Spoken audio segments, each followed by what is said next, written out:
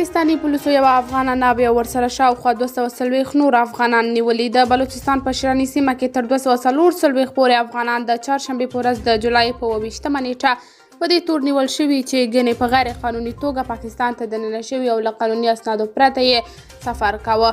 په نیول شویو کسانو کې یوه ناوې هم ده چې په سرو لاسونو د واده په کمیس کې له خپل خاوند سره پېښور ته د خپل نوي کور په لور روانه وه، خو د واده شپه یې د ژوب په مرکزي زندان کې شوه.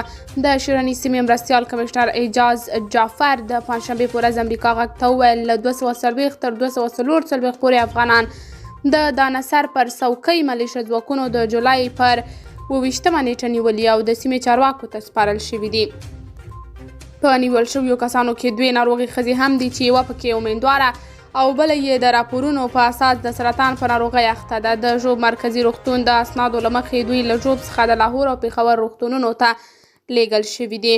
د یو شمېر مدني او سیاسي فعالان په ګډون د ژوب او شرني سیمو یو شمېر مدافع وکیلان د نیول شویو افغانانو د انساني حقونو د خوندي ساتلو په دفاع کې محکمې ته تللي، خو د دوی د قضیې اورېدنه به د جمعې په ورځ د جولای په 29مه کیږي.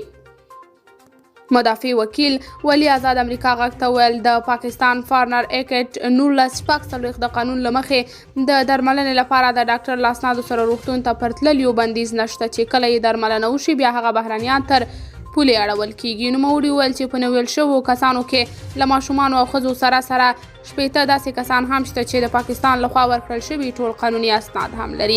په ژوب کې د پښتونخوا ملي عوامي ګوند ځایي مشر وکیل قیوم مندوخیل امریکا غږ ته وویل چې پر ټولنیزو رسنیو د خبر تر خپرېدو وروسته دوی له دغو افغانانو سره لیدلي او هغوی ته یې د ډوډۍ بندوبست کړی. نوموړی وایي ماشومان او د کینسر د ناروغه ترڅنګ ټول زندانیان ډېر په تکلیف کې وو.